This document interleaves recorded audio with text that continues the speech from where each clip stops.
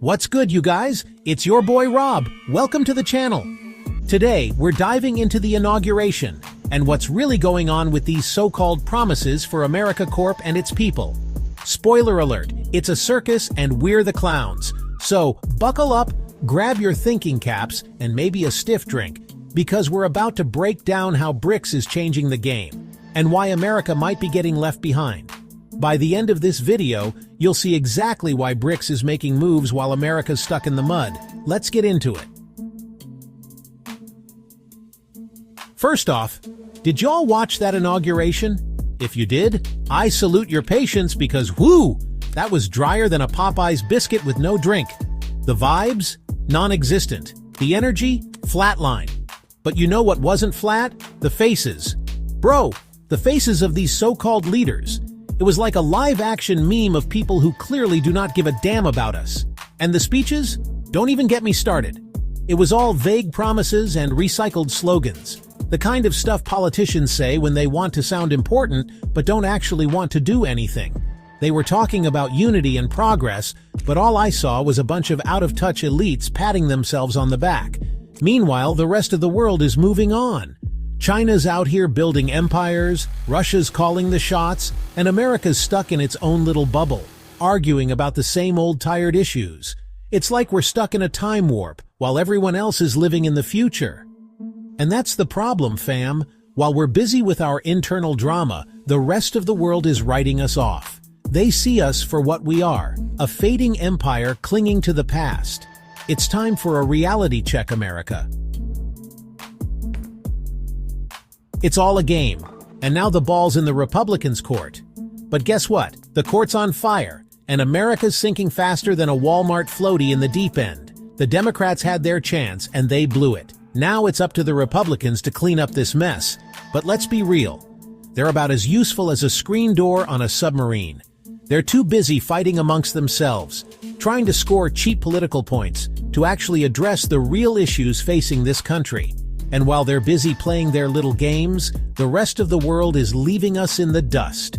China's economy is booming, Russia's flexing its muscles on the world stage, and America's stuck in neutral, its engine sputtering and coughing.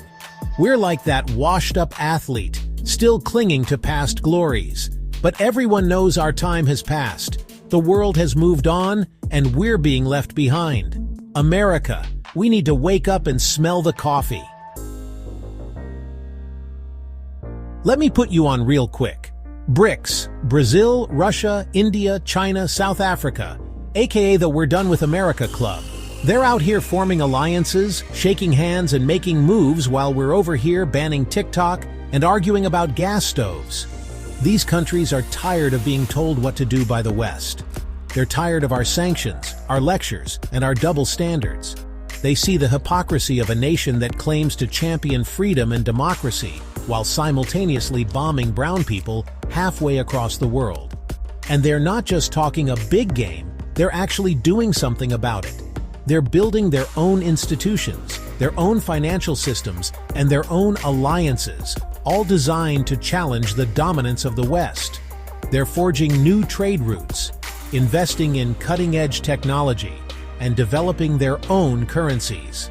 The world is changing, and BRICS is leading the charge. Chapter 4. Breaking down BRICS moves. Why BRICS is winning. First, new money moves. Building a currency to kick the US dollar to the curb. They're tired of the dollar being the world's reserve currency, giving America an unfair advantage in the global economy. They're looking to create their own alternative, one that's not subject to the whims of the US Federal Reserve. Second, while they build, we bicker. We're so caught up in our own internal divisions, we can't even agree on what day it is, let alone formulate a coherent foreign policy. Meanwhile, BRICS nations are laser-focused on economic development and geopolitical expansion. Third, they've got the goods: oil, rare earth minerals, agriculture.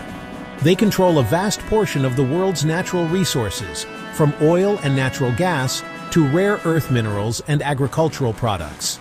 These are the resources that power the modern world, and BRICS knows it. They're using their leverage to secure favorable trade deals and build their own economic empires. And fourth, they're making friends, not frenemies. They're building bridges with developing nations across Africa, Asia, and Latin America, offering them an alternative to the Western-dominated world order. They're investing in infrastructure, providing aid, and forging strategic partnerships. Chapter 5. Transition to Peterson and Bolsen. Now let's talk about Jordan Peterson and that interview with Piers Morgan. If you haven't seen it, let me save you some time. It's like watching a grown man throw a hissy fit because the world isn't bowing down to America anymore. Shahid Bolsen nailed it when he said it's like watching a spoiled kid throw a tantrum in the candy aisle. Peterson, with his condescending tone and outdated worldview, represents the worst of America's arrogance and delusion. He's still stuck in the Cold War mentality, where the world was divided into two camps and America was the undisputed leader of the free world. But the world has moved on. The Cold War is over, and the global landscape has shifted dramatically. Today we live in a multipolar world, where power is more diffuse and no single nation can dictate terms to the rest. Chapter 6. BRICS is breaking free. BRICS is out here saying, we're building banks, trade routes, and new currencies. Oh, and by the way, we're doing just fine without y'all. They're not asking for permission. They're not seeking approval. They're simply taking their destiny into their own hands. They're creating a new world order, one where the West no longer holds all the cards. They're building a system that's more equitable, more just, and more representative of the world's diverse voices. They understand that the future belongs to those who are willing to adapt, to innovate, and to embrace change. They're not afraid to challenge the status quo, to question authority, and to forge their own path. And that's what scares the West the most. BRICS represents a threat to the established order, a challenge to the dominance of the West. Believing our own propaganda about American exceptionalism and the indispensable nation, we've grown complacent, arrogant, and out of touch with the realities of the 21st century. We've become so accustomed to dictating terms, to imposing our will on others, that we've forgotten how to listen, to compromise, to build consensus. We've become bullies on the world stage, throwing our weight around and expecting everyone to fall in line. But the world has grown tired of our bullying. They've seen through our hypocrisy, our double standards, and our self-serving agenda.